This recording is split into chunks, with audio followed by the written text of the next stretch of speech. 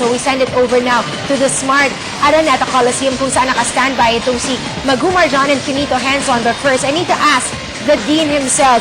Kinito, ang pagpapatuloy ng magagandang explosiveness or magagandang output ng mga rookies against Ginebra, magtutuloy-tuloy ba yan ngayong gabi? Well, depende yan kung sino yung mga rookies na ilalagay ni Coach Franz Pumaren. Alam natin, yung mga rookies na nasa roster ng Shopinas, sina Mark Canlas, sina James Sena, at saka si Magic Season, who's going to start in this game. Who among them can explode? Palagay ko, no one has the capability to be able to explode like a Marshall Lassiter, like a Paul Lee, o kaya like a Dylan Ababaw. Well, all of those taken into consideration, titingnan pa rin natin kung itong mga determined Shopinas.com clickers finally makakakuha na ng kanilang unang panalo. So Magu, Kinito, take it away. Thank you so much, Patricia. At ayun na nga, no? Yung mga rookie netong Shopinas, hindi naman katulad nung unang apat na rookie na nakatapat netong Brgy.Ginebra. Kaya they might just have to be competitive in this game on the defensive end. At ang offline nga nila is to stop the spark. Etong si Mark Kagiwa, ibang klase ang pinakikita para sa Brgy.Ginebra. He's the only guy scoring in double digits para dito sa mga hari. Pagkiling na natin ang lineup ng Brgy.Ginebra, mga kaibigan. Si Mark Kagiwa, 16 points ang average siya. No other player sa kanilang roster averaging in double figures. Halos siya na ang gumagawa ng lahat ng kanilang opensa. Pero ang good news naman sa Brgy.Ginebra, hindi naman sila nananalo sa opensa. Nananalo sila sa depensa. In their 2 victories so far, they've been able to limit their opponents to an average of 72 points a game. At sa kanilang dalawang talo naman, ang kanilang mga kalaban averaged 91 points against them. So, very clearly, pag nananalo ang Brgy.Ginebra, dapat maganda ang kanilang depensa. Subalit, mga kaibigan, makikita naman natin ang ginagawa ni Mark Kagiwa sa ating conference. He's averaging 16.3 points. Kung opensa ang pag-uusapan, doon pumupunta ang Brgy.Ginebra. Para again, yung punto sinabi natin kanina, hindi po sa opensa na nanalo ang Ginebra, kailangan maganda ang kanilang depensa. At dedepensahan nga nila, malamang tututukan nila yung mga rookie dito sa kabilang banda dahil nga ayaw na nila maulit yung mga rookie performance na isinasabog sa kanila ng mga baguhan dito sa PBA. Nabanggit mo, tatatlong rookie yan nandito sa Shopinas. Walang blue chip, hindi talaga mga first rounder. Si James Sena, free agent na rookie, siya yung first rounder na nandiyan. Tama, si James Sena, actually kung titignan natin ang kanyang mga statistics, 8 points and 9 rebounds a game, hindi na masama. He's had 2 double-double games so far sa conference. But ito po yung mga rookies na nakatala ng magaganda against Brgy.Ginebra. Listahan po yan ng mga matatanyak na rookie. Si Pauli naka 21 points sa Ginebra, si Barakael 20, Dylan Ababu 20, Marshall Lassiter 21. Pero sino kaya sa Shopinas ang may capacity to be able to duplicate yung performance ng apat na rookie na yan? Sabi nga natin kanina, no? Magu, si Canlas, si Sena, si Season are the only rookies left sa roster ng Shopinas. Gawa ng si Brian Ilad has been downgraded to the reserve list. At ito si Magic Season, yung isa sa mga rookie para sa Shopinas ay magpapasimula kasama sina Renner de Tualo, Paulo Balde, OG Minor, and Elmer Espiritu para naman sa Brgy.Ginebra. Aba, same starting unit nung laro nila nung Sabado sa Victoria City. Rob Labagala at John Wilson, dalawang sophomore kasama. Etong si JC Indal, yan si Deo Campo, and Willie Wilson. Palagay ko, ito na yung bagong anyo ng Brgy.Ginebra. At si Coach Shotang Vincent, gumagamit na siya ng mga medyo bata-bata ng mga backcourt men. Here starting in this game, si Intal, si John Wilson, who happens to be the youngest player in the Ginebra lineup at 24, at saka si Labagala. Wala po si JJ Helsebrand sa kanilang starting lineup. Wala rin si Mark Kagiwa. Ginebra has 9 players aged 30 and above. At ang Shopinas, only 2, 30 and above. Itong Brgy.Ginebra turns it over right away. Magic Season sa kabilang dulo. Well, si Magic Season, last 2 games, hindi nga siya nakalaro. And he was actually in the injured list.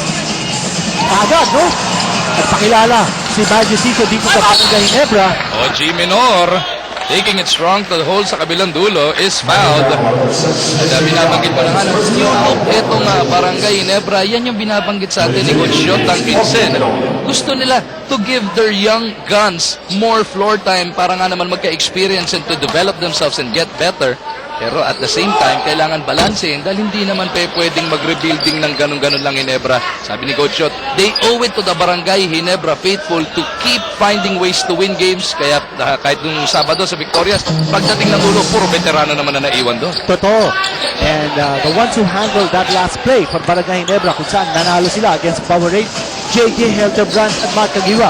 Bumalik po yung fast and the furious combination ng Barangay Ginebra and made sure na nanalo sila in the end game. Yan si iaabot papunta kay John Wilson. 4 points doon nung Sabado. Ito si John Wilson. His only 2 field goals so far in their 37th season. Ako napapag-usapan natin, no? Yung bagong ihip ng hangin galing sa Ginebra. At meron naman tayong text dito galing kay Franz Pumaren ng Shopinas. At ito naman po ang sinabi ni Franz tungkol sa game na to. Nagpapasalamat siya sa pagkakataon to be able to reach out to Shopinas fans. And quote, no, I'd like to thank them for their support and rest assured we're looking for ways to improve our lineup and performance. We've activated 2 players from our reserve list, J.R. Aquino and Dennis Daa, in an effort to improve our game because they've shown promise during practice and scrimmages. We're looking out for possible players who can help improve our current showing. We're well aware the team was only formed 2 weeks before PBA opening with an entirely new lineup of players who have yet to gel and get used to playing with each other, and we appreciate their patience as we grow with the team and learn from our close games. Ang hirap nga naman, ano? Starting from almost scratch or virtually scratch itong Shopinas pagpasok dito sa PBA. Hindi lang mga bagong player ang napunta sa Shopinas. Pati coach, bago. And mga 2 weeks nga lang ang kanilang practice time before the season opening. Yan si Leo Campos shoves Ginebra ahead 4-3. That baseline jumper. Ritualo may tangan ng bola. The second leading scorer para dito sa Shopinas. Inabot to sa top scorer nila na si Paolo Ubalde. Siso, kaguluhan. Pupunta kay Ubalde. Shot clock winding down. Ubalde looking for a way to get to the basket. Oji Minor battles 3 white shirts. Yan si nanalo sa rebound. Inpal, lilipad.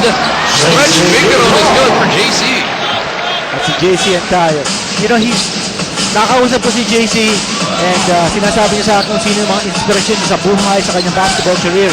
At sabi niya, he doesn't have to look far. Kasi kung titingnan niya ang bench ng Barangay Ginebra, di siya kumukuha ng inspirasyon. Alan Kaidig for his shooting at for skywalking, nandiyan naman si Sam Boylin. Magandang kombinasyon nga yun, ano? Pinakitaan niya tayo kanina ng konting paglakad sa ere, pero yung shooting niya medyo suspect pa nung huling laro. 1 for 11 from the field. Itong si Intal sa Victoria City. Let's see if he can improve here. Intal once again. Nakita sila Bagala. Back to Intal. 5 to shoot. Intal lumipad! Palagay ko na iniisip ni JC Intal yung kanyang 1 out of 11 shooting. Nilalapit niya ang bola. He's making sure that meron siyang high percentage layup. At ganun-ganun lang. Bigla na lang 5 ang abante ng Ginebra. 8-3. Wala pang 2.5 minuto lumilipas sa ating laro. Time out na kagad ang Shopinas.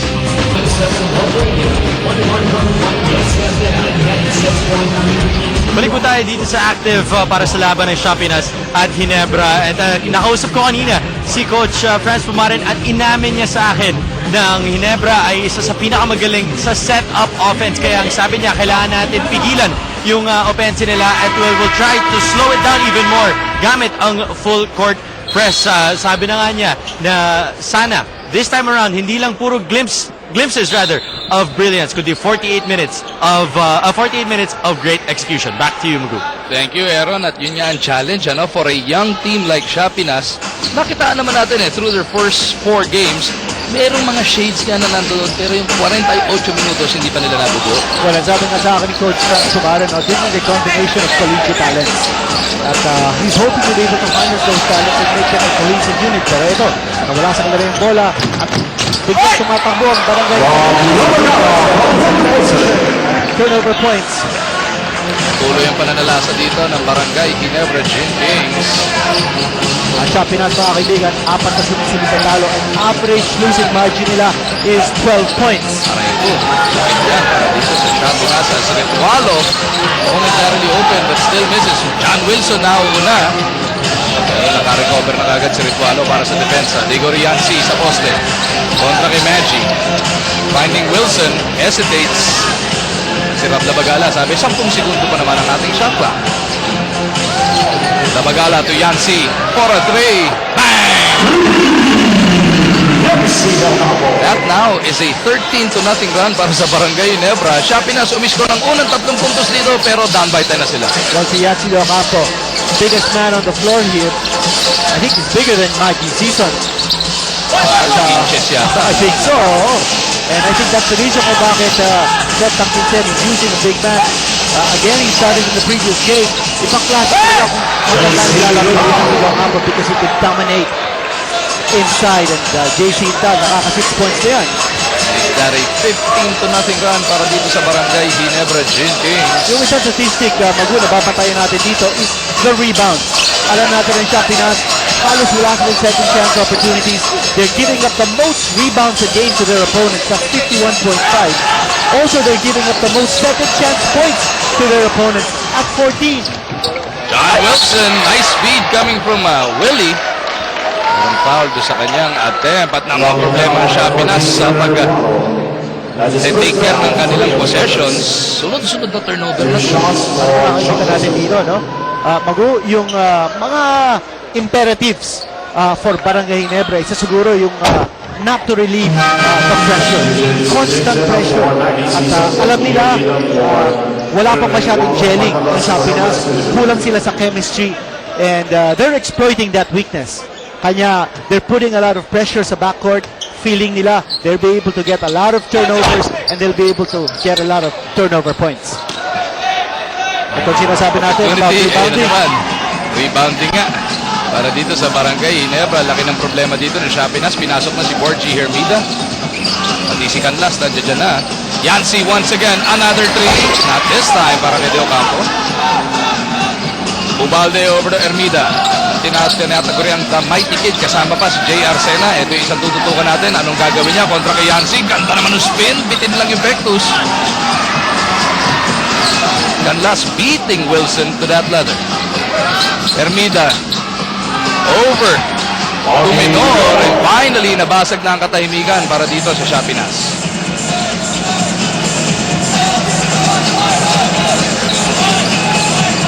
Ito rin yung setup play ng Brgy.Ginebra. Itong kinakatakutan ng marami, ha?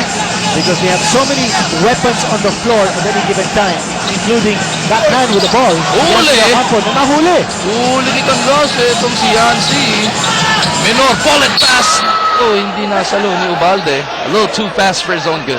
Itong sinasabi natin yung lack of chemistry. Something that Coach Franz Pumaran still has to build on. Ang tema natin sa laro nito, sa ating teams list for Shopinas is finding chemistry. At sa Ginebra naman, ang tema natin, back to the future. Meaning to say, ano ba nangyari dito, no? Sometimes they go with an old lineup, old as in relatively old. Mature. Hindi naman masyado, old. Mature na. But sabi nga natin, no? In that game against Powerade, they still went to JC with Mark Nagiba in the end game. Kanya, back to the future sila. Pero ito, the team, ayan na naman. Brgy.Ginebra with another possession here. Fresh shot clock para sa kanila. Ang mga problema ang Shopinas trying to color those scores. Yancy, too far for comfort. Punta kay Wilson. Pumukol ng 3. John Wilson will miss. Tumatakbo Shopinas. Minor kontra Wilson. Pulls up for a long 2. Yung tira na yung partner, no? I think that shows the lack of trust with one another. Halos walang nakapwesto ron para possible offensive rebound. Walang masyadong galaw yung offensive ng Shopinas. And a near right outside shot. Yancy gets a jump hook. Ang hirap din siguro, no? You come into a game with a game plan. May plano kayo as a team, pero bigla na lang kayo matatambakan simulat sa pool. Ayun na, nagkakaroon na ng kanya-kanya bigla dito. Hindi lang yun. Ang Brgy.Ginebra ang kalaban nyo. So you're intimidated because alam naman ng marami na yung Barangay Ginebra, ibang klase din kung maglaro ng basketball. You're intimidated with OG Minor now with 5 points in this game. 18-7. 11 pa rin ang abante rito ng Barangay Ginebra. Nabagala di diskarte. 14 na segundo sa kanilang shot clock. Nasundutan ni Ermida. Gets it over to Sena on the run.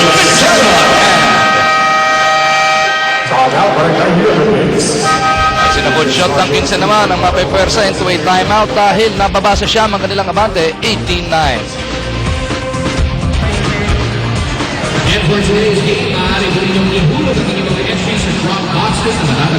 Magandang gabi po, ako po si Sel Guevara para sa PBA on Active. Alam niyo, usap-usapan sa internet kung meron bang rookie sa napuputok dito sa Shopinas, katulad ng kapalaran ng ibang rookies na pumutok or maganda ang nilaro tuwing nakakatapat ng Ginebra.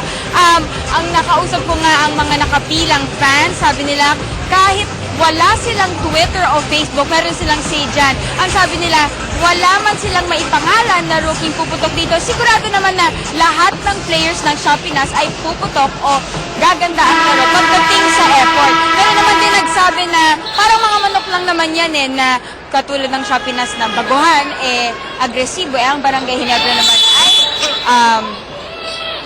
may diskarte bago tumuka. Back to you. Aba, gandang analogy nun. Oo, para palang mga manok ito mga player natin. Pero ito yung effort, di mo naman matatawaran yan para dito sa Shopinas. And pagka ganitong 0-4 ka na, there's only one way to go but up kung supporter ka ng Shopinas. Tama, nothing to lose for Shopinas. Alam naman natin that this is a new kid on the block. At bigay naman sila ng effort. I think that Shopinas will be happy with that.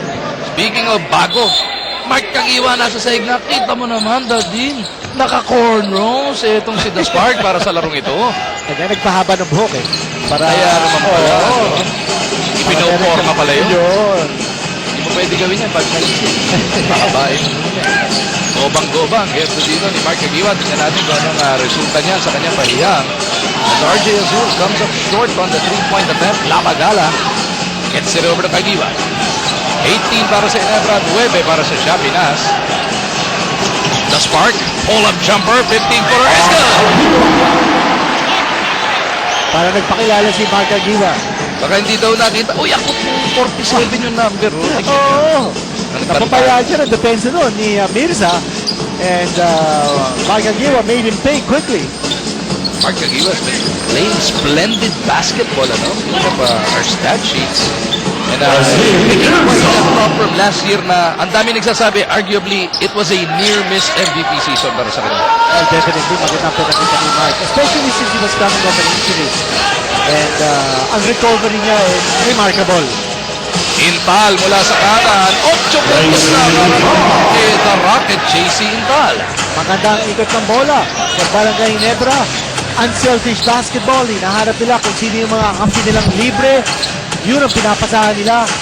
Nice wide open shot. Unchallenged jumper for JC Intal. At binabanggit mo kanina, Benito, na baka nga naman iniisip ni JC yung kanyang 1 for 11 shooting. 4 for 4, perfect shooting si Intal so far here in the first quarter.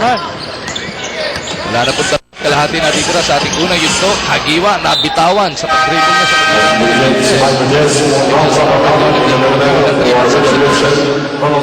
niya sa Cortez, Cañaleta at etong si Tubig papasok para kina Wilson, Intal, and Labagala.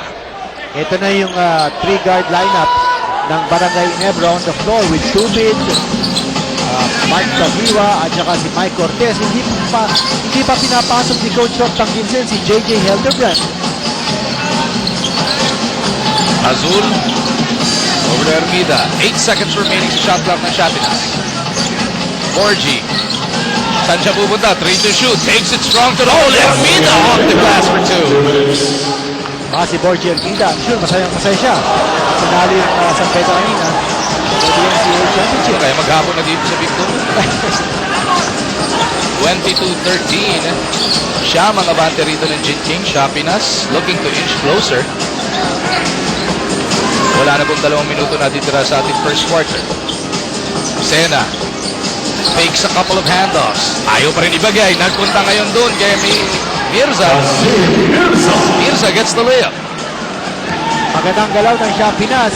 Sena opting to go high post, so leaving the space open for a cutter like Mirza. And Sena with a good sense of passing the ball off to the cutter. Kagiwa looking to muscle his way through. Napuwersa na.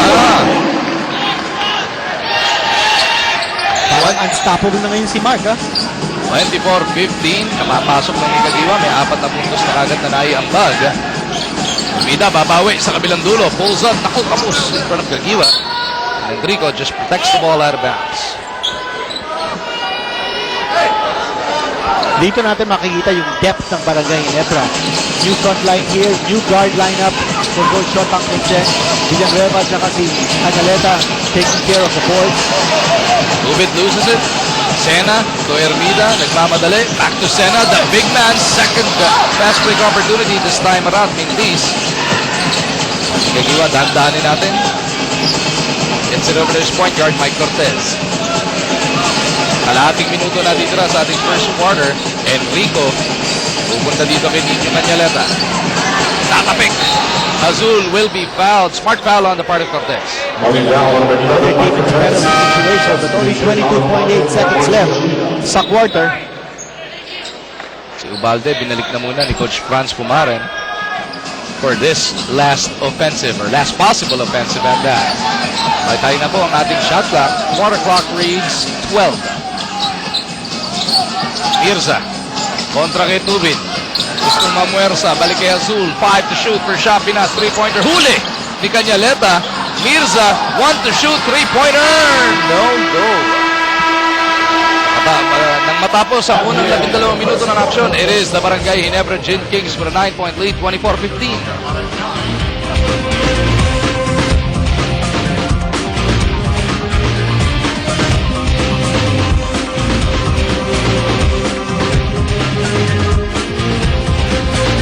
Etong si JC Intal, bumawi nga dito, going perfect, 4 for 4 from the field. De Ocampo, Intal, napakaganda rin ng kanilang lahat ng performance dito. Kaya nakabante ng Shopinas Ginebra, 24-15. As we send it over to the Active Center.